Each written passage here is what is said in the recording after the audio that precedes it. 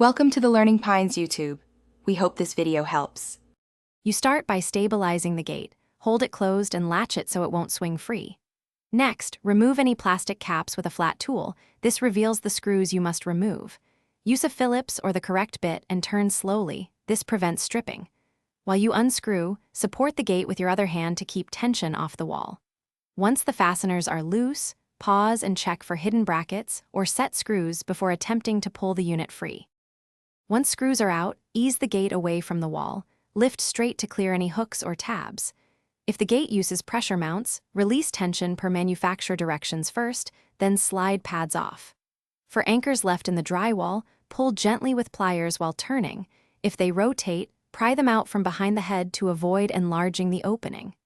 Keep all small parts together, because you may need them if you reinstall. Make sure the wall and gate edge are undamaged before proceeding. To finish, clean dust from holes and apply spackling with a putty knife. Press filler into each cavity and smooth it level with the wall. Allow full drying time, sand lightly, and then prime. This prevents the paint from sinking and shows where more fill is needed. After painting, press around the repair to confirm solidity. If you see cracking or movement, reinforce the spot with mesh patch and repeat filling. Finally, store original hardware in case you need to reinstall the gate later. Thanks for watching. Consider subscribing if we helped you.